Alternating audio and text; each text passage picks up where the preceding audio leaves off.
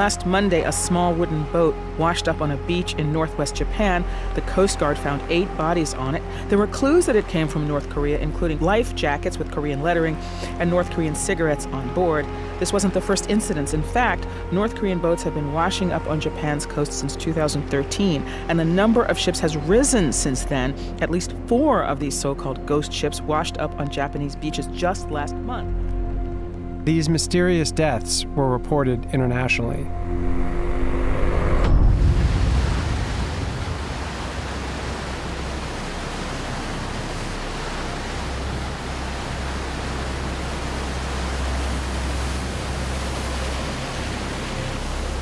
Japan suspected these grim cargoes had once been spies or defectors, lost and starved to death in stormy seas. In addition to the mystery of these dead men, another curious fact also intrigued me. In Korean waters, squid numbers had plummeted by over 70%. The total amount of squid caught in Gangwon-do province, a regional specialty from the nation's East Sea, has fallen by more than half in a decade. The Gangwon-do provincial government estimates local fishermen could face financial losses of more than $80 million. For the first time, and with the help of revolutionary new satellite tracking technology, we were able to investigate what linked the dead men and the disappearing squid. Two-thirds of the planet is covered by water. It's our planet's wildest frontier, breathtaking as much as it is vital to all life. A place of discovery and endless reinvention, a metaphor for freedom, as well as a profoundly dystopian realm, where the darkest of all humanities play out. Over 50 million people work at sea, and human rights and environmental abuses often occur with impunity. Six of you. 6 people. We are sleeping in here. So hot. This is, I've never ever seen this bad. My name is Ian Urbina. As a journalist, I've spent the past decade reporting from this lawless frontier. I run an investigative journalism organization called the Outlaw Ocean Project that reports about crimes happening in this space.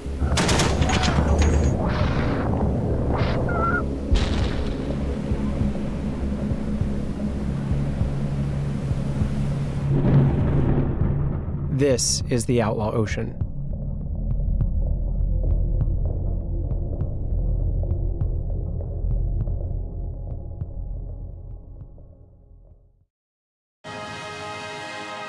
주체 배고 2016년 1월 6일 10시 주체 조선의 첫 수소탄 시험이 성공적으로 진행되었다.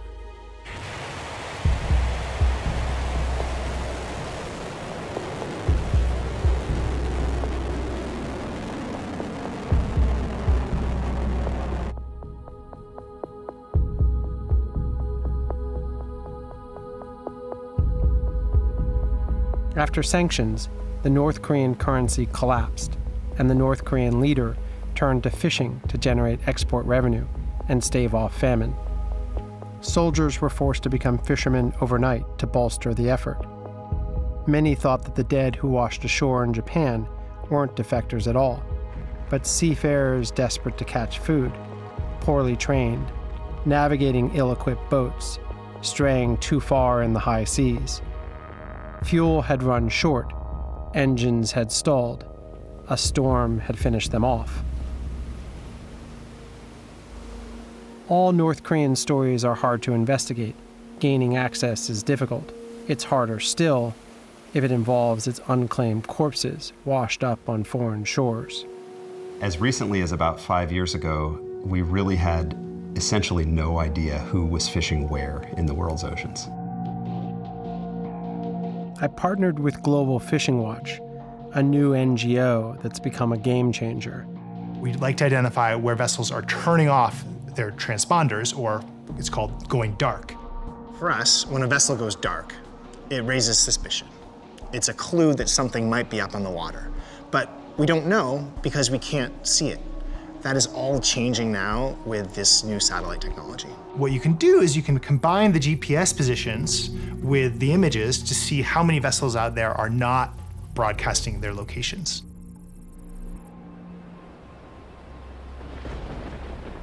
In order to catch squid, you can't stay dark for long.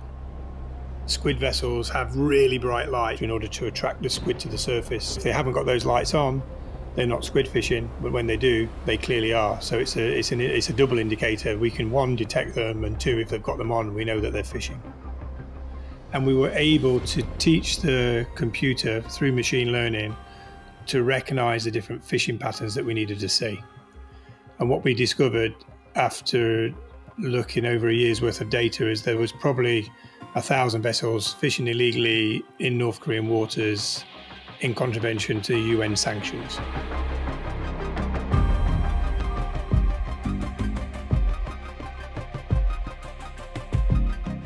Chinese vessels fishing in North Korean waters, that is clearly in breach of UN sanctions.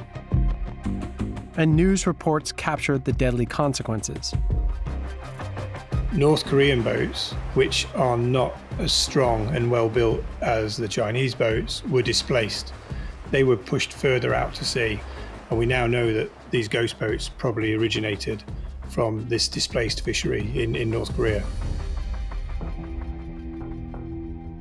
When Global Fishing Watch did this incredible data mining that largely proved China's role in the ghost ships, they contacted my team and asked us to investigate further, to get on the water and to lay eyes on the ships directly.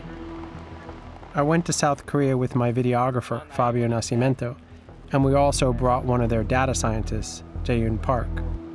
We bought our way onto a South Korean squid ship that agreed to take us out to the key location at sea where we believed we had the best chance of witnessing Chinese vessels moving into North Korean waters.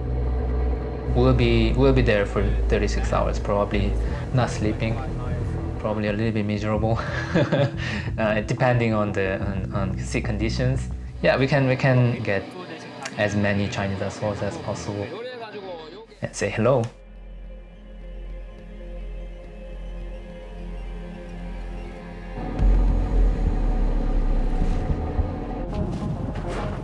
Satellite coordinates guided us to a specific location.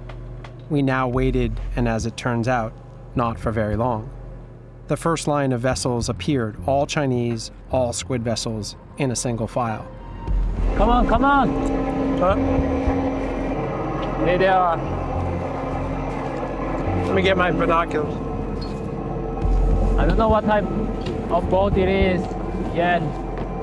All these vessels were dark. Their transponders were off. As they passed in front of us, we tucked in behind and began to follow them. Given the shape of the boat, I think it's a trawler. Look through.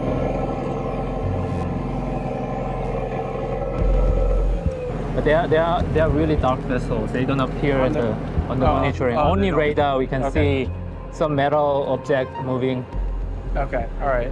And there are three? This guy behind? There are four. There are four. Are these trawlers? Look like very much a trawler. Wow, I've never seen this. You can see really the structure of the vessel. It's wild. It's really wild.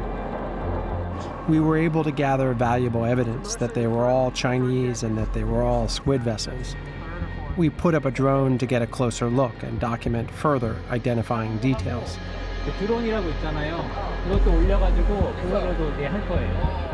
We then radioed to the Chinese and tried to make contact with them. They didn't reply. Well, not verbally anyway, but their message became clear. They're annoyed. Yeah. We see another boat very close. Looks very modern. We're getting very close. In fact, we're on a collision course. We peeled off at the last minute to avoid a collision. That happened. Okay. The Chinese swatted at us. Right. The aggression leveled at us was illustrative of the muscular way that these fleets operate on the high seas. The next morning, we encountered a second cluster of Chinese vessels. We gathered more evidence of the size of the fleet, the direction of travel, and whether they were flying Chinese flags. We were so close, I could even see their numbers. but it's got Chinese characters in front. This guy's coming right at us. Should we be worried about that? We got 2 more over here. So what's our total tally then? 1, 2, 3, 4, 5, 6, 7, 8, 9. Wow, this is like unbelievable. Look at it, like. They're all coming. Well, it's also just like zombies. There's so many of them. We returned to the United States with an enormous amount of evidence. Human intelligence gathered on the seas, corroborated by artificial intelligence in the skies, proving that, beyond a doubt, giant squid fleets were illegally raking clean North Korea's waters. Of why so many North Korean bodies were washing up on Japanese shores, and why the squid stock in the area was disappearing. Today, China is the ocean's uncontested superpower. It commands the largest fleet in the world, and according to the UN, hauls in 15.2 million tons of marine life a year, which accounts for 20% of the global seafood catch. I've since reported on similar fleets operating off South American waters, around the Galapagos and Falkland Islands, and off the coast of Patagonia, in waters so densely packed by Chinese squid vessels that from the sky at night, these trawlers appear like a city of lights.